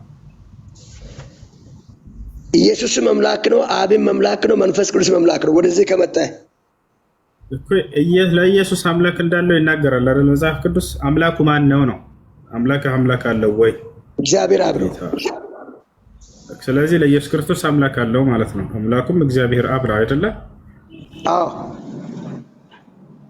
እሺ በጣም ጥሩ። ስለዚህ አምላክ አለው ማለት ነው። አዎ ወንድሜ ይኸውልህ እንደዚህ አይነት ንጽጽር ታመጡና ማለት ነው እዛ በኋላ ግደለው፣ ፍለጠው፣ ቁረጠው አይሰራም የምትለው ዳዊት ተረጋጋ። በቃ ከቻላችሁ ማለት ነው እምነታችሁን ማንኛውም ሰው እምነቱን በግሉ ያድርግ። ለዚህ ነው የገባው። ምን አይነት ጨዋታ ነው የጀመራችሁት እንዴ? ይሄ እኮ ጨዋታ አይደለም። እየተማማርን ነው ልጅ ክርስቲያን። ከዛ በኋላ ማለት ነው ሰው እየመሰለውን ደግሞ ሲናገር አንጠልጥለው ቁረጠው ፍለጠው የሚባል ነገር የለም። አብሽር አንልም። ስህተት ነው ያለ ሰው ካለ ለምን ታወርዳላችሁ? ባታወርዱት በቃ ገባ ማለት ነው። ማንኛውም ሰው እንዳመለካከቱ ማለት ነው እንደመረዳቱ ሊነግር ይችላል። እዛ በኋላ ግደለው ፍለጠው ቁረጠው የሚባል ነገር የለም። የዳዊት ወገን ታዳምጠናለህ? ምን አይነት ጨዋታ ነው የጀመራችሁት? መጀመሪያ ለመነካካት በቃ እንድትከበር ማክበር አለብህ። ማንኛውም ሰው ማለት ነው የማንንም እምነት የመንካት ሞራል የለውም። ወላሂ በጣም ረብሻ የምትወዱ ሰዎች ናቸው። በጣም የምታሳዝኑ ኦርቶዶክሶች። ሁላችሁም ላትሆኑ ትችላላችሁ። መካከላቸው እውነትን የሚፈልጉ ይኖራሉ። ግን ረብሻ እንደሚፈልጉ ራሳቸው ጸብ ይጭራሉ። ከዛ ሙስሊሞችን ዞረው እንደገና እናንተ ገዳይ ናቸው። ከይፍ ያኔ ጅራፍ ራሱ ገርፎ ራሱ ይጮሃል ይባላል። ራሳቸው አጀንዳ ትፈጥራላችሁ በየጊዜ ኢትዮጵያ ላይ የምሬ ነው ለብዛ ነገራችሁ። ከዛ መልሳችሁ ሙስሊሞች ገዳይ ናቸው። አይደብርም እንዴ? ያስጠላል፣ ወላሂ ያስጠላል። ምን አይነት መሪዎች እንዳላችሁ በዚህ መገመት ትችላላችሁ። መሪዎቻቸው በእናንተ ላይ ፖለቲካ እየሰሩባቸው የተጫወቱባቸው ነው። እንዳስተው ልጅ ወጣቶች እኮ ናቸው። እንዲህ አይነት ነገር አይገባችሁ እንዴ? አንድ የሙስሊም ሸክ ተነስቶ ጸብ አጭራለሁ ምንም የሚሰማ የለም፣ አያደርግም። እሱ እንደዚህ ጥፋት ካለ ያንን ለማረም ይነሳልኝ። እንደዚህ ነው መሆን ያለባቸው እነዚህ ሰዎች። አይገሉትም፣ አብሽሩ፣ ወላሂ ላዚም አይገሉትም። ግን ይሄንን ታውቃላችሁም እናንተ እያወቃችሁም ግን ይሄንን ሙስሊሞች ላይ ይሄንን መለጠፍ ፈለጋችሁ። ይሄን አጀንዳ አድርገው ይዟል። በዚህ በቃ ህዝባቸውን ለተሰበስቡት ፈልጋችሁ ከሆነ በዚህ ባራዳ መንገድ በዚህ አይደለም። ሃይማኖትን ስበኩትና እስኪ ሰብስቡት። እስልምናን እየተረዳ ወደ እስልምና እየሄደ ያለባቸውን ህዝብ ለመያዝ ነው አይደለ? ገብቶናል። እሱን የምትይዙት እንደው በሃይማኖታችሁ ሰብካችሁ ለመያዝ ሞክሩት። አታደርጉትም። ያንን ቁጭ ብለው ስለ ስላሴ አይሰብኳቸውም፣ አያደርጉትም። አደባባይ ላይ ማለት ነው አይሰብኳቸውም። ይልቁንስ ሙስሊሞች እንደዚህ ናቸው፣ ሙስሊሞች እችን አጀንዳ ወደፊትም ታደርጉታላችሁ። አንድ ሙስሊምና ያችን ቆረጥ ታደርጉና እና ሙስሊሞች እንደዚህ ናቸው ሙሉ 24 ሰዓት ትልቅ አጀንዳ ተሰባስባችሁ መምህሮቻችሁ ከመካከላቸው አንድ የሚያስተውል ሰው የለም። ያስጠላል። የምሬ ነው። ወጣቶች ናቸው። እንደ ትልቅ ሰው ሆኑ። ትምህርት ላይ ትኩረት አድርጉ። ለማንኛውም የነቢያት መንገድ የትኛው ነው የሚለው ለማወቅ ላይ ትኩረት አድርጉ። ከዚያ ጭንቅላታቸውን ቢዚ ያደርጓል። ሌላ አጀንዳ ይሰጧቸውና ጭንቅላታቸው ውስጥ ከትምህርት ዓለም ያርቋቸዋል። ይሄ ጠላታቸው ነው። የሚወዳቸው ሰው በጭንቅላታቸው ውስጥ እውቀትንና ትምህርትን ያስቀምጥላቸዋል። የትኛው ነው አምላክ በነቢያት በኩል የደነገገው መንገድ የሚለውን በቀጣይ ዓለም የምትድኑበትን መንገድ ያስተምራቸዋል። ዛሬ እንደዚህ ልንደረግ ነው፣ ዛሬ እንደዚህ ልትደረግ ነው፣ እንዲህ ልትደረጉ ነው፣ ሁልህም ታጥቀህ መዘጋጀት አለብህ። ከይፍ ያለ ፖለቲካ ነው ወይስ ሃይማኖት ነው? ይሄ ፖለቲካ ነው፣ ወላሂ ፖለቲካ ነው። ሃይማኖት እንደዚህ አይደለም። አምላክ እንዲህ አይነት ጋጋታ አይወድም። ነቢያት እንዲህ አይነት ጋጋታ አይወድም። ለሰዎች በዳን የሚችሉበትን መንገድ አስቀምጠው ይሄዳሉ፣ ያልፋሉ። አለቀ። ይሄ ነው ትክክለኛ መንገድ፣ ተከተል። ይሄ ተከተል። አጀንዳ ይፈጥርልህና ጭንቅላትን ቢዚ ያደርግሃል። ስለ ሃይማኖትህ እንዳታውቅ፣ እንዳትገነዘብ፣ እንዳትረዳ እነዚህ መሪዎቻቸው ወደ ገሃነም እየወሰዷቸው፣ ወደ ጥፋት እየወሰዷቸው። አላህ ይህን መናገሩ በቁርአን ላይ ትልቅ ቁርአናዊ ተአምርነትን የሚያሳየኝ መሪዎቻቸው እንዴት ወደ ጥፋት እንደሚወስዷቸው ይሄ ቃል በቃል በቁርአን ላይ አሁን የሚያደርጉት ሁሉ ነገር ተቀምጧል። ነገ የትንሣኤ ቀንም ተወቅሷቸዋላችሁ። ይህም በቁርአን ላይ አላህ በርካታ ቦታ ላይ ተናግሯል። ረበና ሃኡላኢ አضሉና፣ ጌታችን አላህ ሆይ እነዚህ ናቸው ከአንተ መንገድ ያሳቱን። ፈአቲህም አዛበን ضዕፈን ሚነ ናር፣ ከእኛ እጥፍ የሆነንም ቅጣት ስጣቸው ብላችሁ የምትራገሙባቸው ቀን ይመጣል። ረበና ሃኡላኢ አለዚነ አግወይና፣ ጌታችን ሆይ እነዚህ ናቸው ከአንተ መንገድ ያሳቱ። ተበረእና ኢለይከ ማ ካኑ ኢያና ያዕቡዱን። ለማንኛውም ጥያቄ ያለው ገብቶ ይጠይቅ። ይሄ መማማሪያ ቦታ ነው። እዚህ የፈጠራችሁት አጀንዳ ካለ እያመጣችሁ እዚህ እንትን አትበሉ። እዛ የሚሏችሁን ነገር እንዲህ ሊያደርጓችሁ ነው፣ እንዲህ ሊያደርጓችሁ ነው የሚሏችሁ ወላሂ ላዚም ትምህርት እንዳሰሙባቸው ነው። ሙስሊሞች ጋር መጣችሁ ሌላ ነገር አይደለም። ሙስሊሞች የነቢያትን መንገድ ይገልጹልናል። እና አብርሃም እና ኢስሐቅ እና ያዕቆብን መንገድ ምን ነበር? ይህን መንገድ እንዳትሰሙ ሊያደነቁሯችሁ፣ ሊዘጓችሁ ወቃለ አለዚነ ከፈሩ ላ ተስመዑ ሊሃዛ አልቁርአን ወልገው ፊህ ለዓለኩም ተግሊቡን። እነዚያም የካዱት ሰዎች ይህን ቁርአንን አትስሙ እያሉ ትውልዶቻቸውን ያደነቁራሉ አለ። ቁርአን በሚነበብበት ቦታና ስፍራ ጩሁ፣ ሌላ አጀንዳ ይሰጧቸዋል። ከዚያ በኋላ እንዳትሰሙ ይዘጓቸዋል። አለዚነ የሱዱነ ዐን ሰቢሊላህ ነው። እነዚያ ሰዎችን ከአላህ መንገድ የሚዘጉ ሰዎች ወየብጉነሃ ዒወጃ፣ እርሷንም የተጣመመች አስመስለው ለትውልድ የሚቀርጹ የሚፈልጉ ሰዎች ይህን ማድረግ ወሁም ቢልአኺረቲ ካፊሩን። እሺ አላህ ትንሣኤ ቀን የሚናገረው ነገር አለ የዛኔ ስለሚሆነ ወሕሹሩ الذين ظلموا أزواجهم وما كانوا يعبدون ይላል። አላህ ለመላእክቶች ያዛቸዋል የትንሣኤ ቀን ምን ይላቸዋል? እነዚያ በምድር ላይ በክህደት ነፍሳቸውን የበደሉ ከሃዲያኖችን እና ጥንዶቻቸውንም አምሳያዎቻቸውን ሁሉ ሰብስቧቸው ይላል። ወማ ካኑ ያዕቡዱነ ሚን ዱኒላህ ፈህዱሁም ኢላ ሲራጢል ጀሒም ወደ ገሃነም መንገድ ምሯቸው ብሎ ያዛል። መላእክቶች እንደዚህ በሰንሰለት ጥፍንግ አድርገው አስሮት ይዘውት ይሄዳሉ። ልክ ወንጀለኛ ታስሮ እንደሚወሰድ አይታቸዋል። ስንት ክንድ ያኔ 70 ዚራዕን 70 ክንድ በሆነ ሰንሰለት ይታሰራሉ። ተጠፍንገው ታስረው ነው የሚወሰዱት። የውመ ዩስሐቡነ ፊናሪ ዐላ ውጁሂሂም እያለ ይናገራል። በፊታቸውም በገሃነም ወደ ገሃነም እሳት በሚጎተቱ ጊዜ እንዳጠቃላይ ከዚያ በኋላ እየተወሰዱ እያለ አላህ ምን ይላል? ወቂፉሁም ይላል፣ አንድ ያቆሟቸው ይላል። እየተወሰዱ ወደ ገሃነም ኢነሁም መስኡሉን እነሱ ተጠያቂዎች ናቸው ይላል። ምን ይጠይቃቸዋል? ማለኩም ላ ተናሰሩን ለእናንተ ዛሬ ምን ተገኝቶላችሁ ነው የማትረዳዱት? በምድር ላይ አንዳችሁ ከአንዳቸው ጎን ሆናችሁ ስትረዳዱ አልነበር እንዴ? ከጎንህ ላይ ስትለው አልነበር እንዴ? በጥፋቱ ላይ እና አሁን ተረዳዱ እንጂ ለምን ዝም አላችሁ ይላቸዋል። በል ሁሙል የውመ ሙስተስሊሙን አላምላካችን አላህ በእውነትም እነርሱ የዛኔ እጅ ሰጥተዋል። አለቀ በቃ። ከዚያስ ምን ያደርጋሉ? አቅበለ ባዕዱሁም ዐላ ባዕድን የተሳአሉን አለ። ከፊል ወደ ከፊላቸውን ዙረው ይወቃቀሱ ይጀምራሉ፣ ይጠያየቁ ይጀምራሉ አለ። መሪና ተመሪዎች ምን የሚል ጥያቄ ምን ወቀሳ ነው የሚያቀርቡላቸው? ቃሉ ይሏቸዋል አለ ተመሪዎቹ እነኩም ኩንቱም ተእቱነና ዐለል የሚን እናንተ ናችሁ ከቀኛችን ከፊታችን ወደ እውነት እንዳንሄድ ስትጋረጡብን የነበራችሁት፣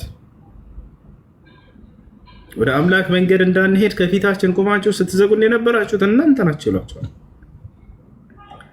ከዚያ እነዛ መሪዎቹ ምን ብለው ይመልሳሉ? ቃሉ በል ለም ተኩኑ ሙእሚኒን አይ በመጀመሪያም አማኝ አልነበርክም፣ በእኔ አታማኸኝ ይለዋል። መጀመሪያም አማኝ አልነበርክም አንተ ሲጀምር፣ እኔ በእምነትህ ላይ ያገኘሁ በዛ ላይ ጽናትን ሰጠሁ እንጂ እኔ አይደለሁም ያስካድኩ። ወማ ካነ ለና ዐለይኩም ሚን ሱልጣን ይለዋል። እኔ በአንተም ላይ ስልጣን አልነበረኝም፣ ከፈለክ ማመን ትችል ነበር ይለዋል። በል ኩንቱም ቀውመን ጣጊን በእውነትም ወሰን አላፊ ሰው ነበርክ፣ ወሰን አላፊዎች ህዝቦች ነበራችሁ ለራሳቸው ብለው ይሸመጥጧቸዋል። አንዱ ሌላውን ይክዳል። እዚያ እኔ አላቅልህም አንተን የመራኝ አይ አንተ ነህ ለራስህ መጀመሪያ ክደህና ያገኘሁ በዚያ ላይ ጸናሁ እንጂ አላጠመንኩም ይለዋል። ፈሐቀ ዐለይና ቀውሉ ረቢና ይላሉ። ያም አለ ይህ አሁን በሁላችንም ላይ የጌታችን የአላህ ቃል እኔን የካዱ ሰዎች የእሳት ናቸው የሚለው ቃሉ በእኛ ላይ ተፈጽሞብናል። ኢና ለዛኢቁን እኛ የጀሃነምን እሳት ቀማሾች ነን። ፈአግወይናኩም ኢና ኩና ጋዊን ይላሉ። እኛ ጠመን ለራሳችን እናንተንም አጠመምናችሁ፣ ይሄ ነው እውነታው ይላቸዋል። ጥመት ላይ እንዳለ ያውቃሉ፣ ስህተት ላይ እንዳለ ያውቃሉ። ነገር ግን እንዴት አድርገን ወደ እውነት እንዳይሄዱ እንዝጋቸው የሚለውን መንገድ ይፈጥሩላቸዋል። በየጊዜው እንዲህ አይነት አጀንዳዎችን እያስነሱ ወደ እውነት እንዳትሄዱ እንዳትሰሙ የሚያደርጉባቸው ፖለቲካ ነው በእናንተ ላይ።